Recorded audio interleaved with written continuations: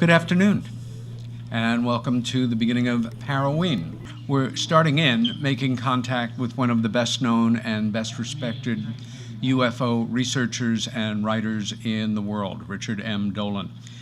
For some of you, that name may not ring a bell, but if you're involved in UFO studies, there's nobody that is working harder, more relevant, or doing more important work right now than Richard.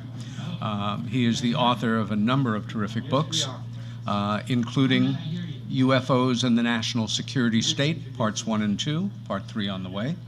A terrific book called A.D. After Disclosure that he wrote with Bryce Zabel, and a book called UFOs in the 20th Century Mind, among other things. He is a dear friend and esteemed colleague, and we're going to see right now if we can hook up with him. Good afternoon, Richard. Hi, Peter. Fill us in on what you've been doing in the last month or couple of weeks. I know you're on a crazy busy schedule. Yeah. Well, I've been, in terms of work and research, I've been continuing to write my book on false flags, the history of that phenomenon. And that's been probably my number one, but I've been continuing to follow the UFO field. Earlier in the summer, I was very much engaged in some of the claims of Mr. Corey Goode and related to the secret space program, or alleged secret space program to Mars. I had a lot of problems with that and made my opinions known about that. More recently, I've been interested in following the publicity of Tom DeLonge, formerly of Blink-182, the singer, Right. who, as you know, had a press conference recently with people like Hal Puthoff and a number of other prestigious people talking about his new venture. What I found interesting about that was that, A, the quality of the people he has is really top-notch. I'm friends, personally, with Hal Puthoff. And in particular, the seriousness that all of those people give to the UFO phenomenon. And what I could really see is that how careful they were in not overdoing the UFO part of it. So I thought actually they did this in a very smart way. My question for Tom DeLonge would be, I don't really understand what his business model is and what he actually expects to do and how he expects to make his money with this venture. It's part science, part entertainment. Doesn't really make a whole lot of sense to me. Like, how are they going to get the money to hire their people to do the massive amount of research that they want to do to create the kinds of warp drives and high-tech gadgets that they want to do. So they've got to figure all that out. But I thought it was a very interesting press conference. My main thoughts on the UFO subject these days is that we're continually coming up with new and incredible sightings. They never go away. This is the thing about the phenomenon. In fact, during the DeLonge press conference, one of his people, former CIA high level, talked about an incredible encounter in 2004 involving the USS Nimitz off the coast of California with F-18s, completely unable to intercept an object coming toward the craft. This is a $5 billion aircraft carrier. All right.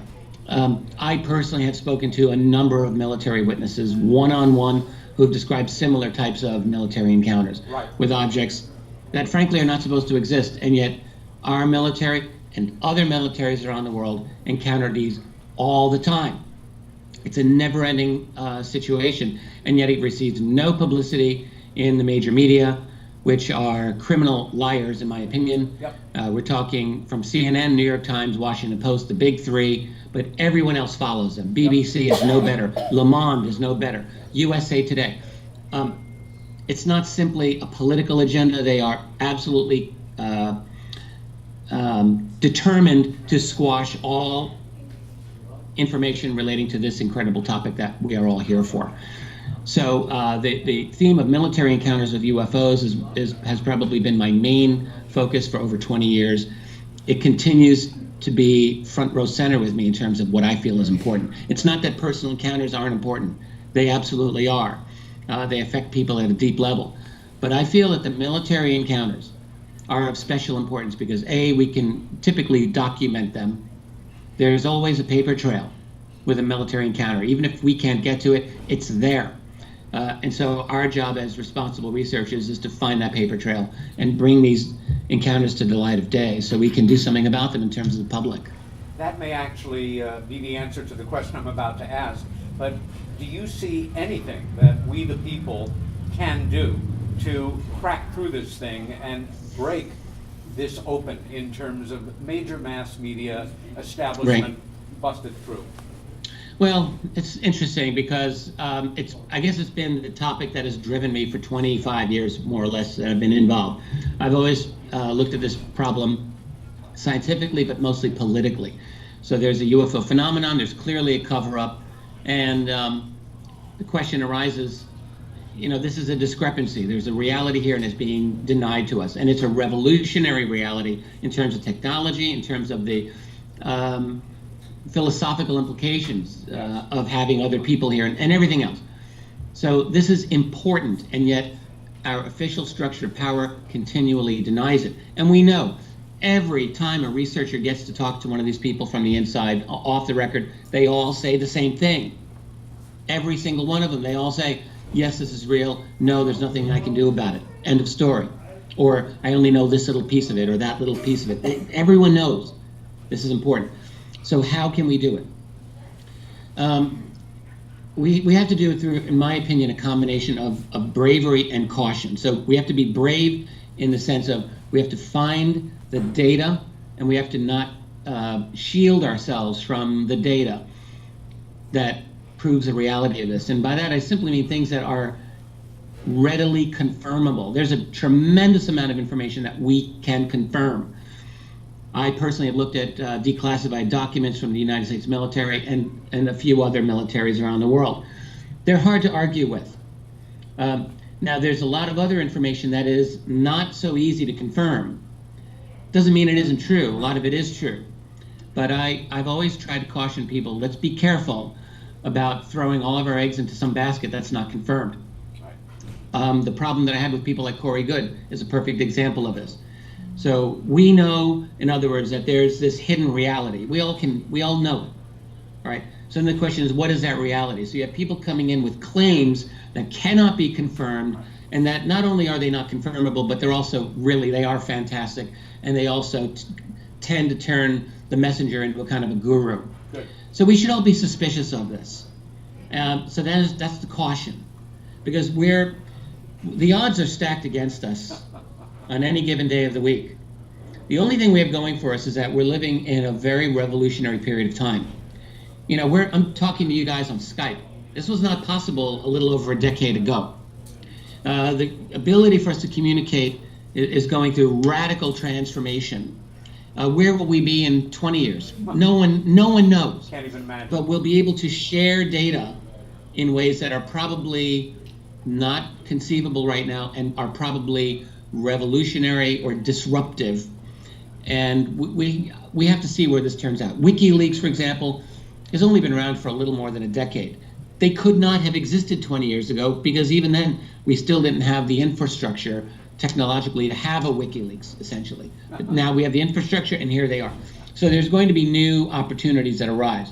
Our biggest problem, though, is never going to go away. And the problem is to find ways to confirm the information that comes out. Leaks are easy. Confirmation is difficult.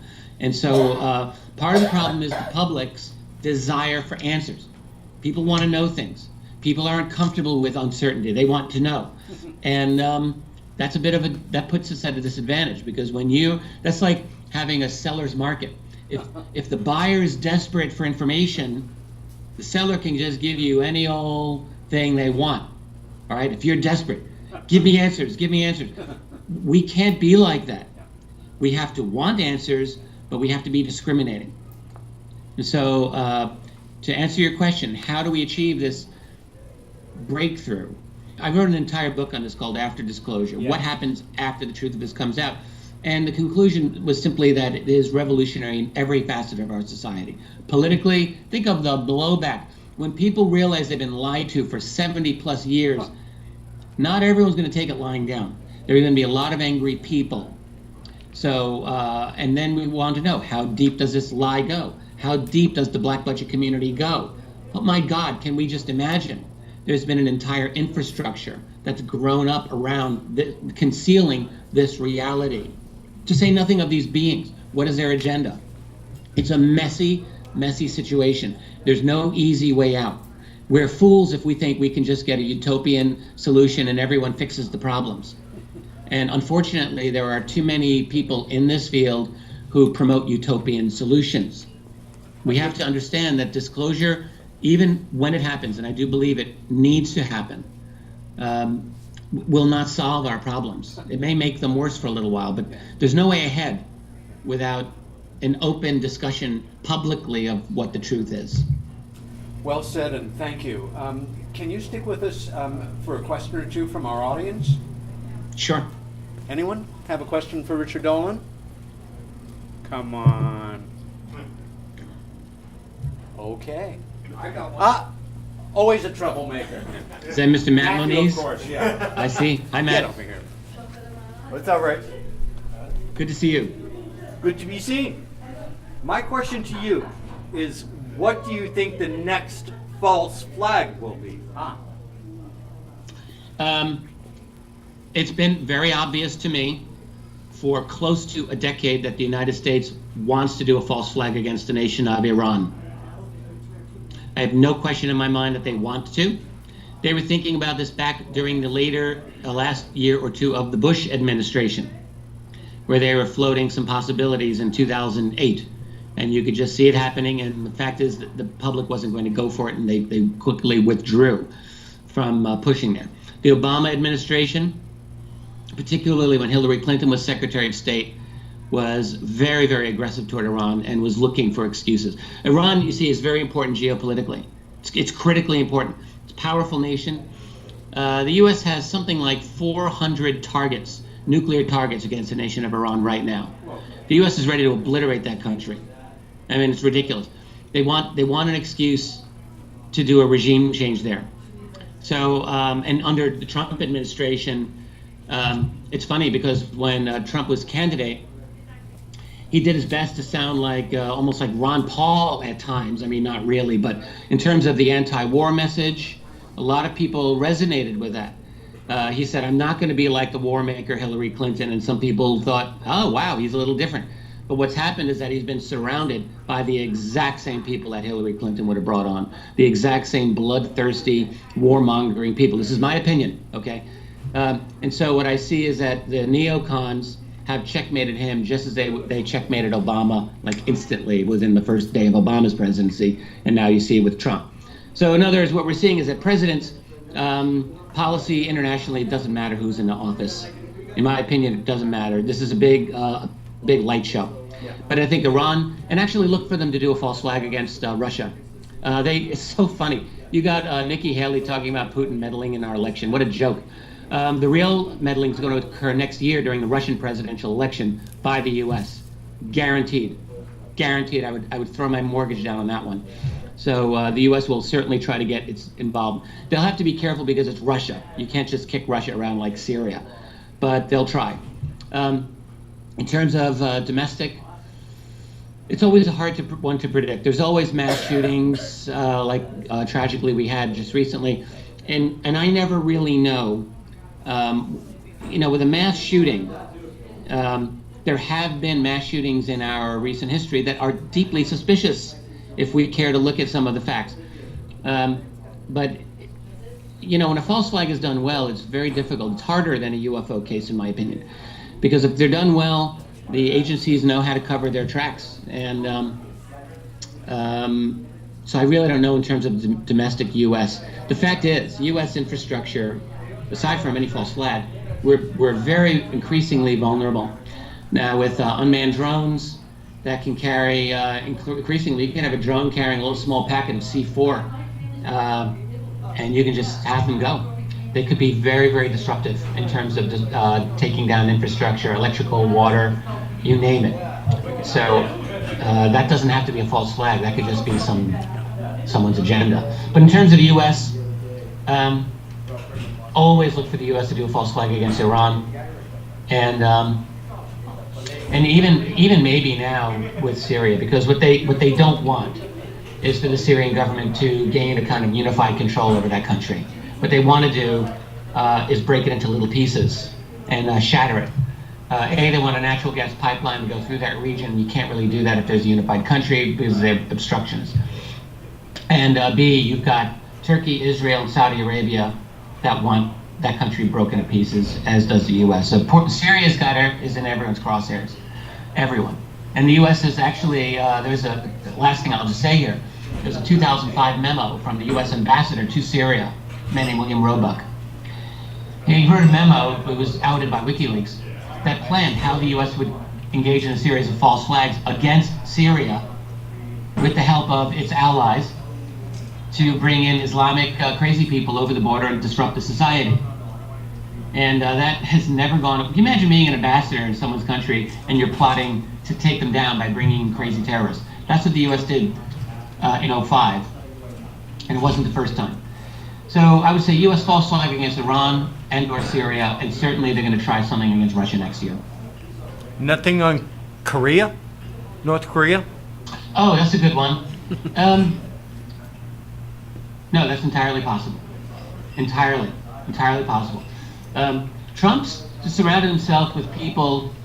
You could really tell when Trump was running that he didn't really understand geopolitics. That was kind of obvious. He doesn't understand a lot of things.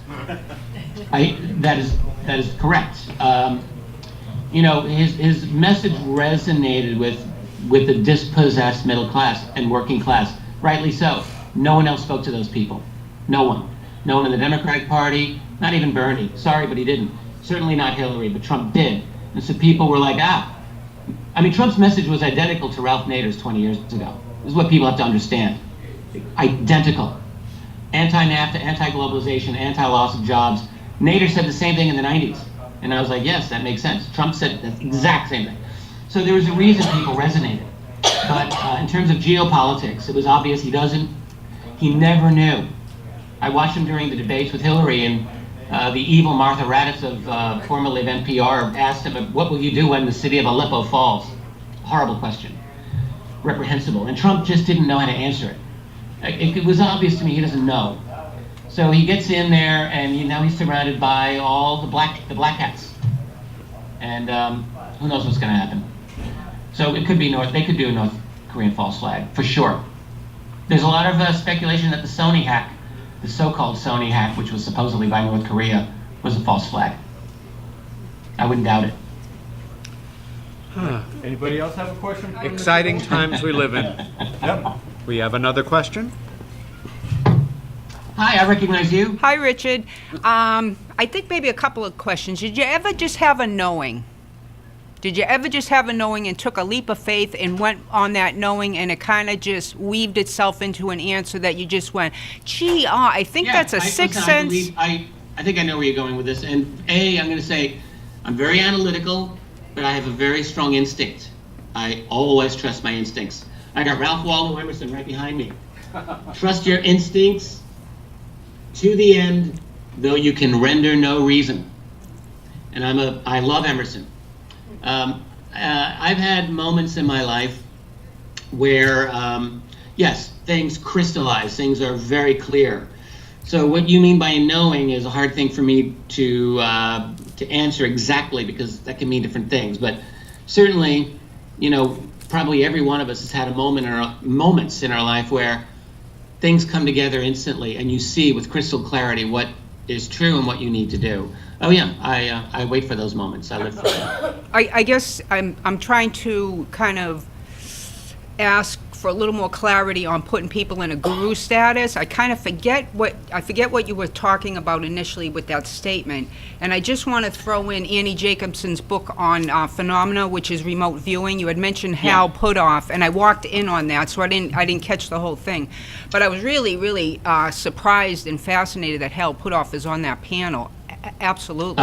Yeah, especially Hal is someone I've known him for many years. Okay, so just getting into the remote viewing with Annie's book, I mean, they took the remote viewing, psychic phenomena, sixth sense, if you will. I mean, they categorized it in so many different categories because the scientific community was so afraid to say, yeah, there is something to this, i.e., like you said, Correct. This inner knowing. It's absolutely, remote viewing is absolutely real. Yeah. There's no anyone who does the slightest bit of research into this knows that it is real.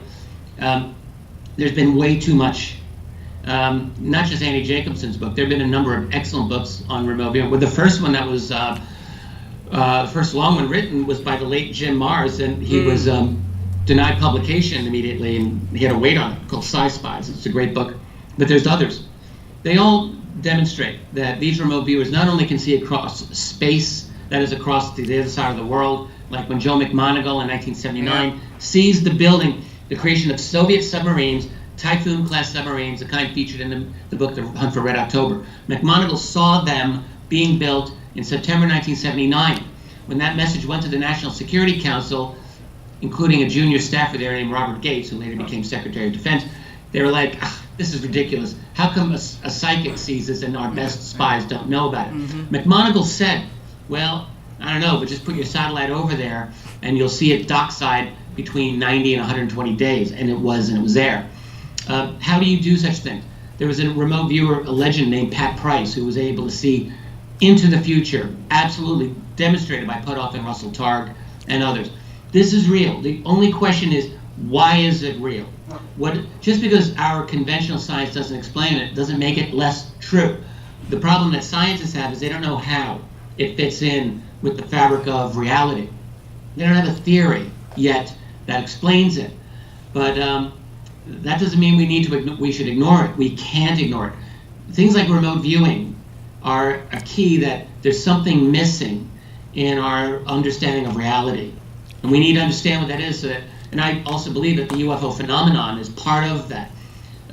In other words, these beings, and they are beings, and they're here. Are they from another planet? Are they from another dimension? If they're from another dimension, what does that even mean? Right. Do we even know what another dimension means? Exactly. Our brains only work a certain way.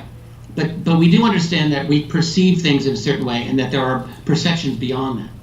And so understanding clairvoyance, remote viewing, understanding UFOs, understanding dimensions, this is important for us moving forward to get a grasp on what we're dealing with. Well, I have to say one thing about Uri Geller in regards to, like, I kind of hear a lot of like spinning the wheels on we want theory, we want evidence, et cetera, et cetera. He's done quite well for himself financially, just taking the leap of faith. So, I want to say just one thing. Your fiance is a psychologist, right, by profession?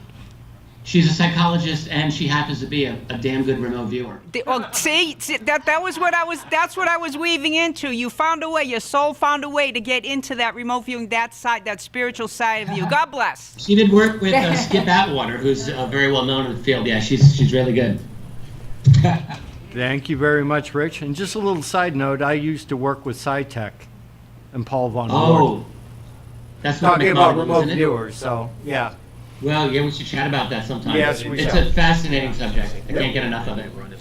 All right. Thank you. And we'll bring Peter up.